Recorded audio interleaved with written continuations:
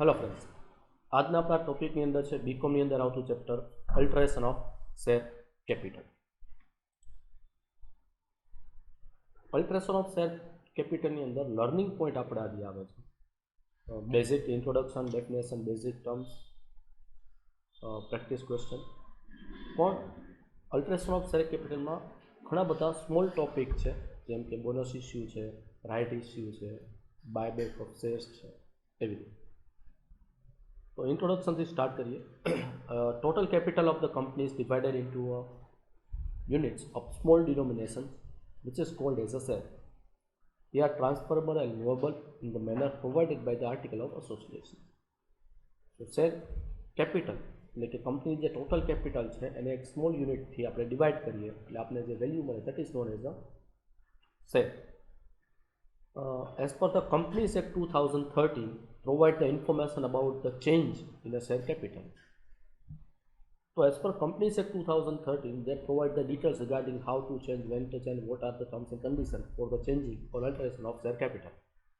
First, company can alter its share capital according to the condition laid down under the Companies Act 2013.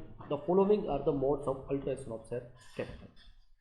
તો અહીંયા companies act 2013 પ્રમાણે કયા mode છે? these are the 7 mode. Increase in share capital, reduction of share capital, consolidation and subdivision of shares, conversion of share into stock and vice versa, conversion of stock into share, issue of bonus shares, redemption of preference shares and buyback of share of the company. તો આ રીતે આપણે ઓલ્ટરેશન કરી શકીએ છીએ. અલ્ટરેશનમાં increase આવે, reduction આવે, consolidation, subdivision, bonus issue, fresh issue, redemption of shares અને બાયબેક ઓફ શેર્સ. હવે વન બાય વન આ બધા પોઈન્ટ આપણે ડિટેલમાં ડિસ્કસ કરીએ. First, increase in share capital. According to the provision of the companies act 2013, company limited by share can increase its share capital as first a increase in authorized share capital or increase in paid up capital. જ્યારે company એના share capital increase કરે છે તો બે point એને જોવાના હોય. Authorise કેપિટલમાં increase કરવાનું છે કે પેડ અપ કેપિટલમાં ઇન્ક્રીઝ કરવાનું છે. First, for increasing authorise share capital. તો authorise capital means what? It is the maximum capital that company can raise and the said amount stated in the memorandum of association. કંપનીનું જો important main documents છે memorandum of association, એની અંદર authorise share capital mention કરેલી હોય છે.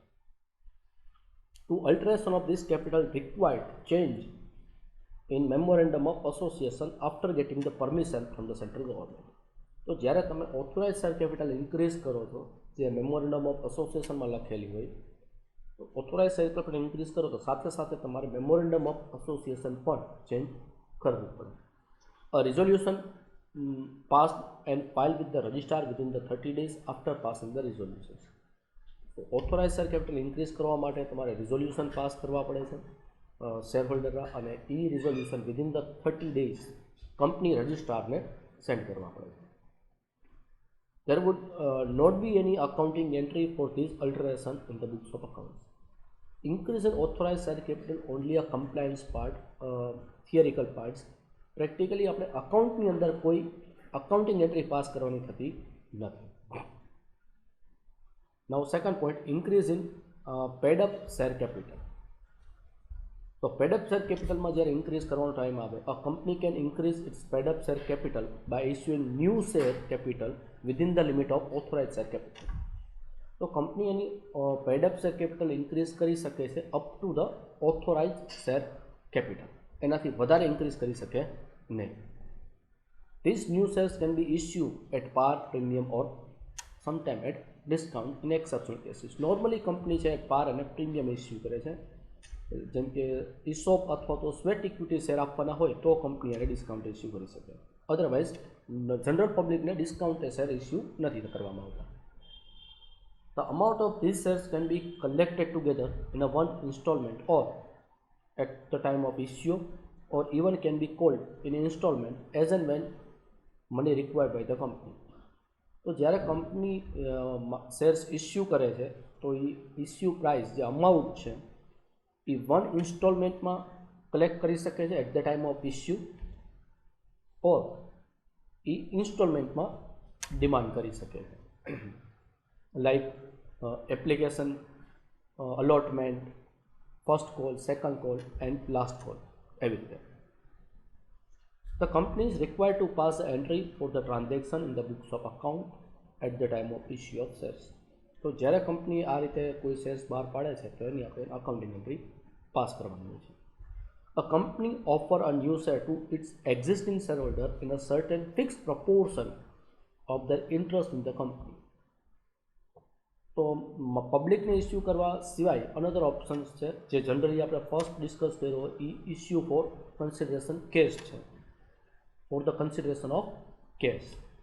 અત્યારે આપણે જે વાત કરી છે એ પણ કેસમાં છે, પણ એ એક્ઝિસ્ટિંગ શેરહોલ્ડરને ઇસ્યુ કરે છે.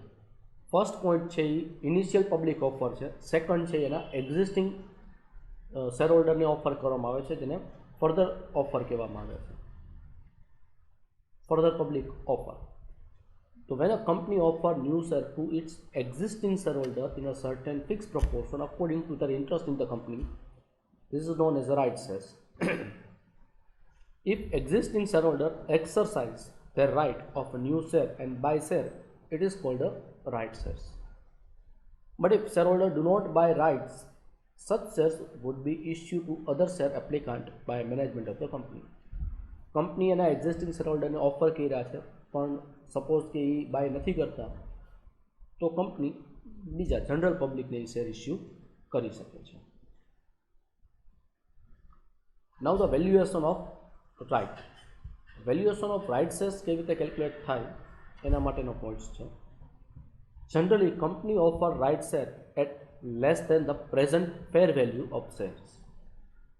This is to attract the present shareholder for the investment in share and to give them monetary benefit. તો કંપની રાઇટ શેર્સ જ્યારે ઓફર કરે છે તો એ ફેર માર્કેટ વેલ્યુ જે ચાલતી હોય માર્કેટમાં એ પ્રાઇઝે પણ કરી શકે છે, પણ જનરલી કંપની છે એ લેસ દેન ફેર માર્કેટ વેલ્યુ એ ઇસ્યુ કરતા હોય છે. રીઝન એ છે કે શેરહોલ્ડરને અટ્રેક્ટ કરી શકીએ અને બાય ચાન્સ શેરહોલ્ડરે શેર કરવા હોય તો એને કોઈક મોનેટરી બેનિફિટ મળી જાય. As a right share offer at lower rate, the existing shareholder can make profit by selling his right to apply for a new shares. તો અહીંયા એક્ઝિસ્ટિંગ શેરહોલ્ડરને રાઇટ શેર સેલ કરવા હોય તો કરી શકે છે અથવા તેનો રાઇટ પણ આપી શકે છે. One May cell is this with or without selling once existing shareholder holding. મતલબ કે સપોઝ કે મારી પાસે કંપનીના 5000 શેર્સ છે અને કંપની મને 1000 શેર્સ 5 શેરની સામે 1 શેર રાઇટ શેરની ઓફર આપે છે તો 1000 શેર્સ નો મને રાઇટ મળે છે તો 1000 શેર હું પરચેસ પણ કરી શકું છું અને મારે પરચેસ ન કરવો હોય તો માર્કેટમાં ડાયરેક્ટલી મારો રાઇટ છે એ કોઈકને ટ્રાન્સફર કરી શકું છું. સાથે સાથે મારા એક્ઝિસ્ટિંગ 5000 શેર છે એ પણ હું સેલ કરી શકું છું. તો one can sell with or without selling existing rights, means કે મારા 5000 શેર્સ પ્લસ રાઇટ શેર્સ બંને સેલ કરી શકું અથવા તો ખાલી એક્ઝિસ્ટિંગ શેર્સ છે એ સેલ કરી શકું અથવા તો ઓનલી રાઇટ શેર્સ સેલ કરી શકું છું. Clear? The price of a shares may be either cum right price or an X right price. What is a come right price and X right price? If the come right price gives the buyer the right to apply for a new share offered by the company as a right. So come right price means કે આજે હું તમને share cell કરું છું તો સાથે સાથે company right shares offer કરે તો એ રાઇટ શેર્સ પરચેસ કરવાનો રાઇટ પણ હું તમને સાથે આપી દઉં છું. That is known as a cum right price. Ex right price gives the buyer only the existing share and not the right share to apply for the new share offered by the company. તો x right પ્રાઇસનો meaning એવો થાય કે મારા existing shares હું તમને 5000થી cell કરી શકીશ પણ કંપનીએ જે રાઇટ શેર ઓફર કર્યા છે 1000 એ પરચેસ કરવાનો રાઇટ તમારી પાસે નથી, હું મારી પાસે રાખું છું. તો એને એક્સક્લુડિંગ રાઇટ શેર્સ પ્રાઇસ કહેવામાં આવે છે. જ્યારે ક્યુમ્યુલેટ રાઇટ પ્રાઇસનો મિનિંગ કે મારા એક્ઝિસ્ટિંગ શેર્સ 5000 તમને સેલ કરું છું એવી કન્ડિશન સાથે કે કંપની જ્યારે રાઇટ શેર ઓફર કરે છે તો એ રાઇટ શેર પણ તમે પરચેસ કરવાનો રાઇટ્સ લઈ શકો છો. Cum right price is a higher than the ex right price. Normally ex right price અને કમ રાઇટ પ્રાઇસની વાત કરીએ તો કમ રાઇટ પ્રાઇસ વધારે હોય છે in compare to ex right price. The value of right can be calculated as, normally the value of right એનું calculation હોય છે.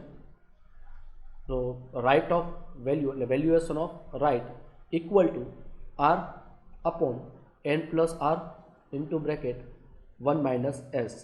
હવે અહીંયા જે વર્ડિંગ લખ્યા છે એનું detail abbreviations, RV means value of right, R means number of right shares, and number of old share required to purchase a one shares. M present market shares, present market value of share, S subscription price of new shares. તો આ formula દ્વારા આપણે એક right શેર્સનું calculation કરી શકીએ છીએ. હવે આને સમજવા માટે એક એક્ઝામ્પલ લઈએ આપણે. Valuation of right share example જોઈએ. S limited issued right shares to its existing shareholder, but some shareholder did not want to buy these shares and wanted to sell their rights. So S limited છે એ right share issue કરે છે એના existing શેરહોલ્ડરને, જેમાંથી certain shareholder છે એને right shares purchase નથી કરવા પણ ડાયરેક્ટલી રાઇટ એને સેલ કરી દેવો છે. Find the value of right from the details given below. So ડિટેલમાં આપણી પાસે છે market price of shares including interest, મતલબ ક્યુમ્યુલેટિવ રાઇટ્સ છે 500 present market price. The company offer 2 share for every 3 share held. મતલબ કે જો તમારી પાસે કંપનીના 3 શેર હોય તો કંપની તમને 2 શેર પરચેસ કરવાનો રાઇટ આપે છે. At 210 is the offer price. So valuation of right, the value of right can be calculated as, first આપણું જે બેઝિક ફોર્મ્યુલા છે, formula R divide n plus R into bracket m minus s, where R is the right shares, as in the number of shares acquired the right shares, m market price, s offer price. તો આપણે કેટલા shares મળવાના છે 2, અને કેટલા આપણી પાસે hold કર્યા હોય તો 2 મળવાના છે 3. સો 2 divide 3 plus 2 into bracket 500 is a present market price minus 210 offer price. So 2 by 5 into 290, so it comes to rupees 116 is the value of right. This way we can calculate value of right. Here point number 2, reduction of share capital. A company can reduce its share capital according to provision of the Companies Act 2013.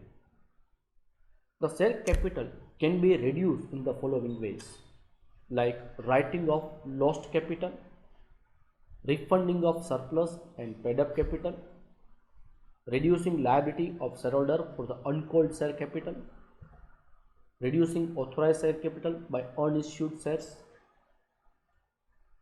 To reduce a share capital, a company is required to have such a permission in their article of association and pass a special resolution for the purpose. Capital reduction માટે કંપનીના article of એસોસિએશનમાં mention કરેલું હોવું જોઈએ, permission આપેલું હોવું જોઈએ કે company can reduce its capital, જે જનરલી હોય જ છે. સાથે સાથે જ્યારે પણ એ રિડક્શન કરે છે ત્યારે એ કેસમાં સ્પેશિયલ રિઝોલ્યુશન ત્યારે પાસ કરવામાં આવે કે જ્યારે વોટિંગ 75% ઓર મોર હોય ત્યારે. તો આ કેસમાં 75 ઓર મોર વોટિંગ જોઈએ છે shareholder મિટિંગ્સમાં. There is one more way to reduce the share capital, that is called the reserve capital. What is the reserve capital? Reserve capital meaning જોઈએ, if a management of a company feel that uncalled amount on an issued share capital will not required in future, such uncalled share capital can be transferred as a reserve capital. This capital can be called only in case of liquidation of company. તો જ્યારે company પાસે shares છે અને partly pad up capital છે, partly pad up કેપિટલનો meaning કે કંપનીએ જ્યારે shares માર્કેટમાં ઇસ્યુ કર્યા હતા તો એ ટાઈમે એને ફૂલ અમાઉન્ટ વન ઇન્સ્ટોલમેન્ટમાં નથી કોલ્ડ અપ કરી, ડિફરન્ટ ઇન્સ્ટોલમેન્ટમાં કોલ્ડ અપ કરી હોય, like applications, allotment, first call, second call, final call, એવી રીતે. તો એ કેસમાં મે બી કંપનીએ લાસ્ટ કોલ અથવા તો સેકન્ડ કોલ હજી ડિમાન્ડ નથી કર્યો, that is known as a uncalled capital. પણ મેનેજમેન્ટને એવું ફીલ થાય કે અનકોલ્ડ કેપિટલ કોલ્ડ કરવાની જરૂર નહીં પડે, રિક્વાયરમેન્ટ નથી, તો એના માટે સ્પેશિયલ રિઝોલ્યુશન પાસ કરી અને એ બેલેન્સને રિઝર્વ કેપિટલમાં ટ્રાન્સફર કરે, રિઝર્વ શેર કેપિટલ. અને એ અમાઉન્ટ કંપની ત્યારે જ મગાવી શકે છે જ્યારે કંપનીનું લિક્વિડેશન થતું હોય અથવા તો વાઇન્ડિંગ કરવાની હોય ત્યારે. તો આવું કરવાનો પર્પઝ શું હોય છે તો કે ક્રેડિટર્સ છે કંપનીના એને એક સપોર્ટ મળે કે ભાઈ કંપની પાસે જો ઇન કેસ લોસ જેવું થશે તો company are right to demand the call from the shareholder. તો એક એને એડિશનલી જ્યારે જરૂર પડશે ત્યારે કંપની એના શેરહોલ્ડર પાસેથી અમાઉન્ટ ડિમાન્ડ કરી શકે છે, તો એક એને સપોર્ટ મળે છે. There would not be any accounting entry for the reserve capital in the books of accounts. Reserve capital માટેની કોઈ આપણી એન્ટ્રી પાસ ઓન થતી નથી, ઓનલી કમ્પ્લાયન્સ લેવલે આપણે રિઝોલ્યુશન પાસ કરવાના હોય છે. ક્લિયર? તો અહીંયા આપણે આ ટોપિક કમ્પ્લીટ કરીએ છીએ. નેક્સ્ટ લેક્ચરની અંદર આપણે રિમેનિંગ ટોપિક સાથે કન્ટિન્યુ કરશું. Thank you.